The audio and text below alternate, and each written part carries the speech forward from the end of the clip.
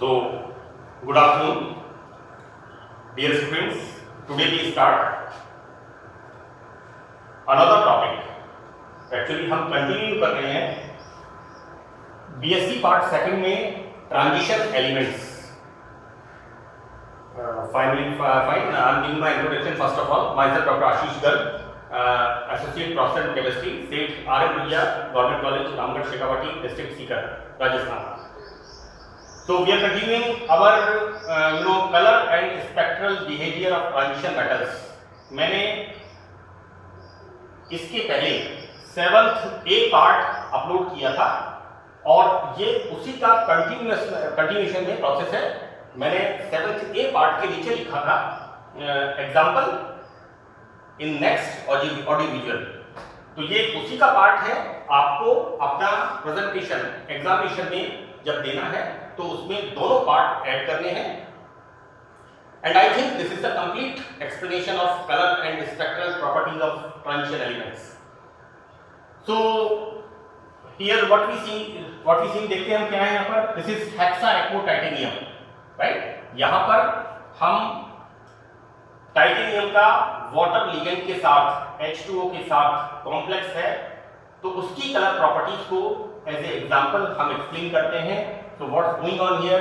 This complex is dark violet, or this is the purple color, that is blue plus red. Blue plus red. So the एक नया रंग बनता है, हिंदी में इसका नाम है नील लोहित. मैंने इस टेबल में इस जगह पर having one unpaired electron, number of unpaired electron 1, then colour किस तरह का है, purple. It's like violet, likely to be violet, but it is the purple color, right? Very interesting properties of transition elements, color properties. बड़े different shades इसके formation होते हैं. यहाँ पर हम हमारे बीएससी पार्ट सेकंड के सिलेबस के हिसाब से इसे हम देख रहे हैं. तो हम देखते क्या है यहाँ पर कि titanium, this is the titanium, atomic number 22 and the electronic configuration 3d2 4s2. Now this titanium 3+ and the electron configuration is 3d1 4s0. यहाँ पर 3d+, इसका this is the plus, this is the neutral ligand, fine.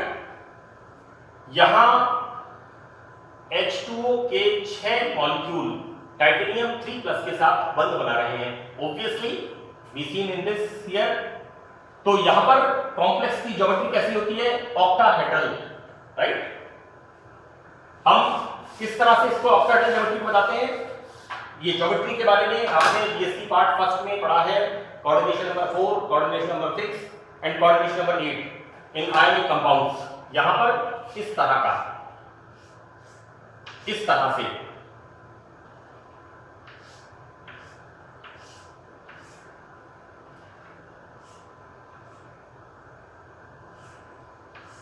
इस तरह का, यानी what we can say like this type of structure. This is the octahedral 1 2 3 4 और नीचे 4 and octahedral. यहां पर 1 2 3 4 एक ऊपर एक नीचे, तो 6 लिगेंड्स हो गए. यहां पर 6 ligands approaches to the metal and formation है ऑक्टाहेड्रल ज्योमेट्री. तो दिस बीच में यहां पर होगा, this is titanium like this. इस तरह से यहां पर like this is the metal and this is the water ligand. This is the formation of octahedral geometry. Now यहां पर हम देखते क्या है, d ऑर्बिटल्स जो कि इक्वल एनर्जी के होते हैं उनमें किस तरह से स्प्लिटिंग होती है, क्यों होती है. तो बच्चों यहां पर d ऑर्बिटल्स इक्वल एनर्जी के हैं. तो सबसे पहली चीज तो ये है कि इनका डिवीजन क्यों होता है. यहां पर 3 कक्षक, that is dxy, dxz, dyz, these are orbitals. ये तीन ऑर्बिटल्स का अगर हम स्ट्रक्चर देखें तो हम क्या देखते हैं, ये तीनों orbitals lies in between the axes. Okay, now remaining two that is dx square y square and dz square, ये बचे हुए दो orbitals upon the axes. Clear? अब होता क्या है कि जब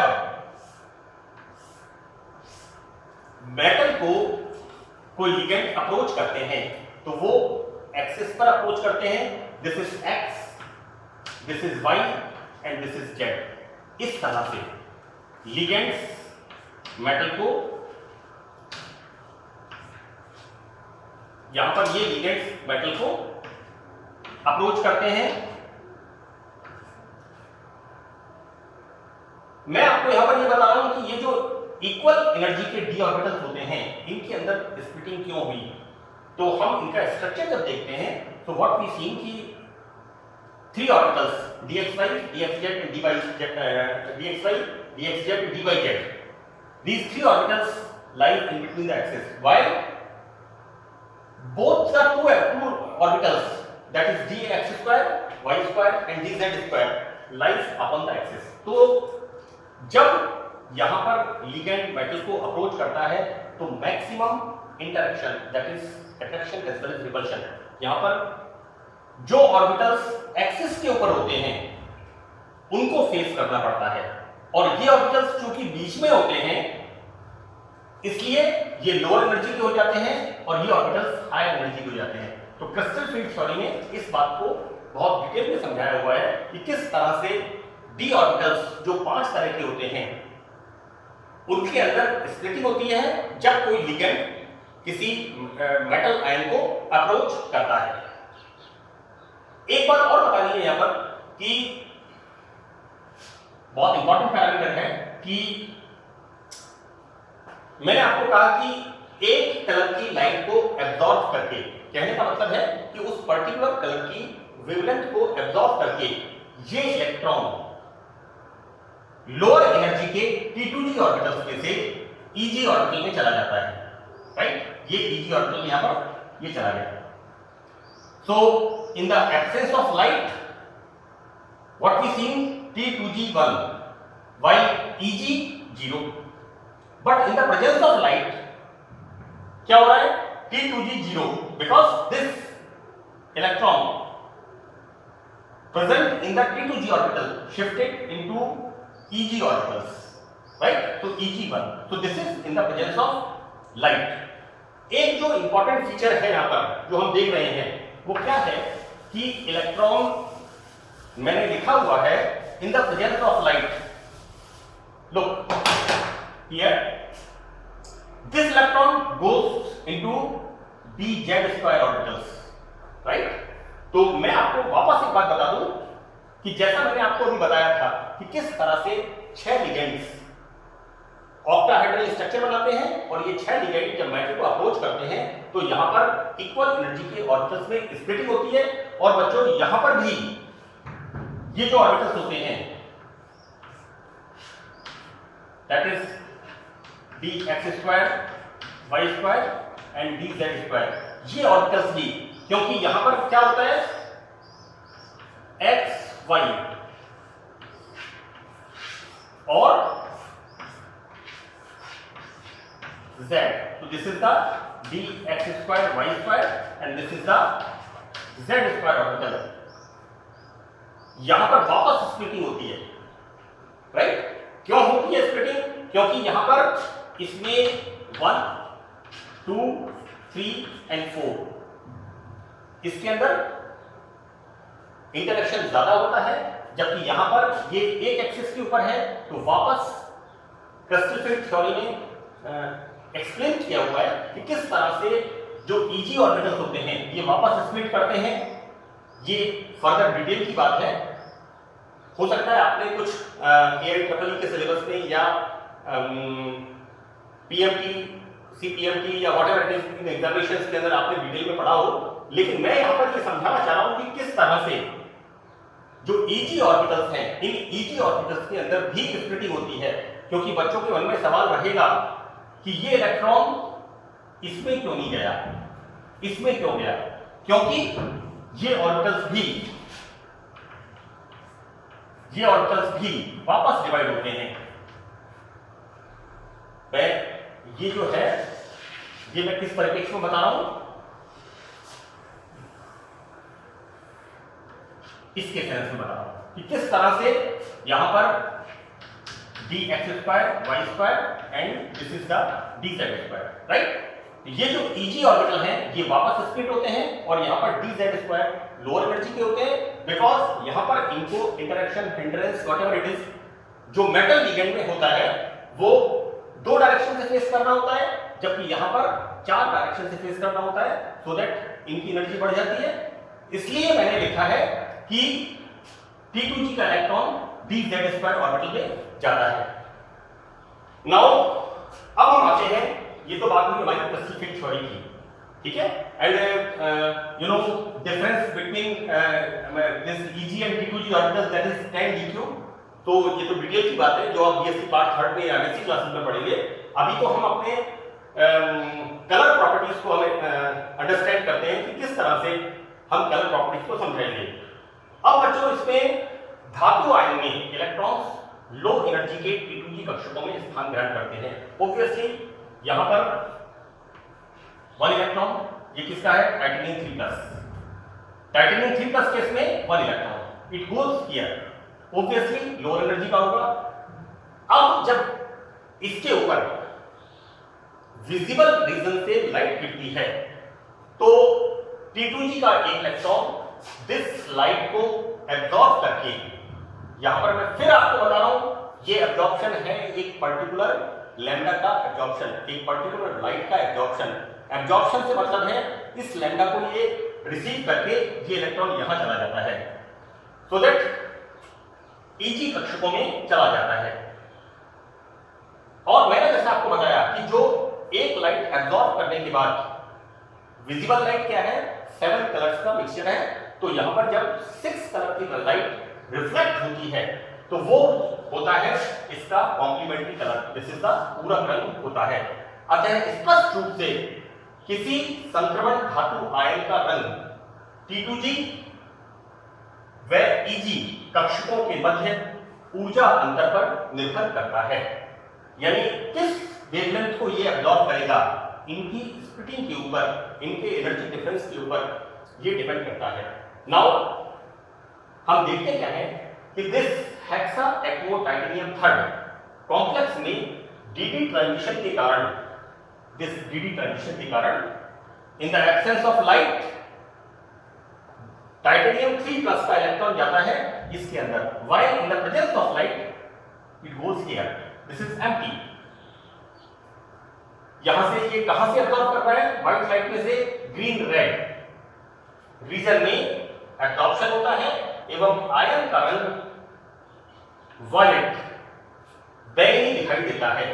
मैं आपको फिर एक बार कह रहा हूं, मैंने यहां पर लिखा है पर्पल, राइट, नील लोहित और वायलेट, ये इस तरह के टाइटेनियम के इस तरह के कंपाउंड्स हैं जिनके अंदर की दैट इज पर्पल कलर और वायलेट कलर, तो इट्स ऑलमोस्ट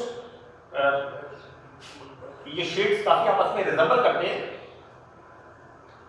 कुछ संक्रमण तत्वों के धातु आयन के रंग यहां पर हमने बताए हुए हैं।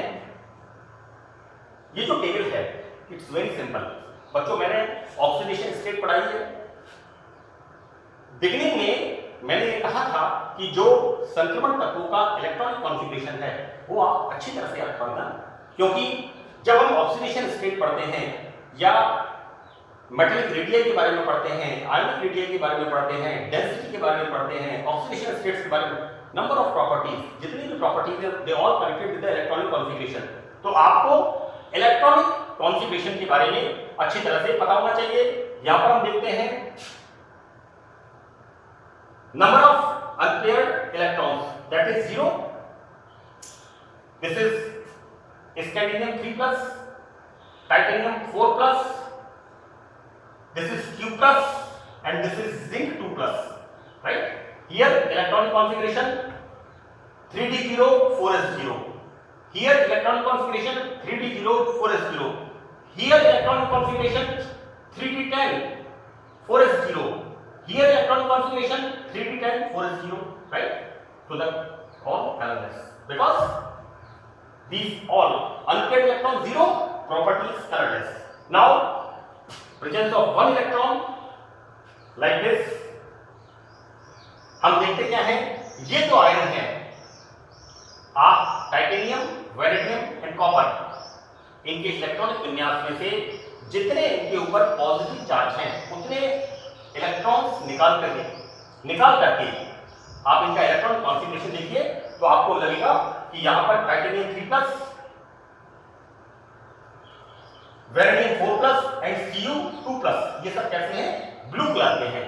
तो इस तरह से यहां पर हम देखते हैं कि किस तरह से नंबर ऑफ अनपेयर्ड इलेक्ट्रॉन्स होते हैं फर्स्ट ट्रांजिशन सीरीज की अलग अलग ऑक्सीकरण अवस्थाओं में। और हम देखते हैं एक बड़ा ही सुंदर एक ब्यूटीफुल चार्ट बनता है, अलग अलग, किसी में पिंक कलर है, किसी में रेड कलर है, किसी में ग्रीन कलर है, किसी में ब्लू कलर है, and the most important colour is purple colour है। ये सब कलर्स इसमें डेवलप होते हैं और इस तरह से हम संक्रमण तत्वों में कलर एंड स्पेक्ट्रल बिहेवियर को बता सकते हैं। मैं यहाँ पर एक चीज बताना चाहूंगा कि आफ्टर माय रिसर्च जब मैं पेंट एंड कलर इंडस्ट्रीज में गया तो वहां पर इस तरह के डिस्कशंस बहुत होते थे इंटरव्यूज के अंदर।